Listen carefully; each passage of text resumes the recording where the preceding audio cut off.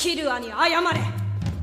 そんなこともわからないの？お前に兄貴の資格なんてないよ。兄弟に資格がいるのかな。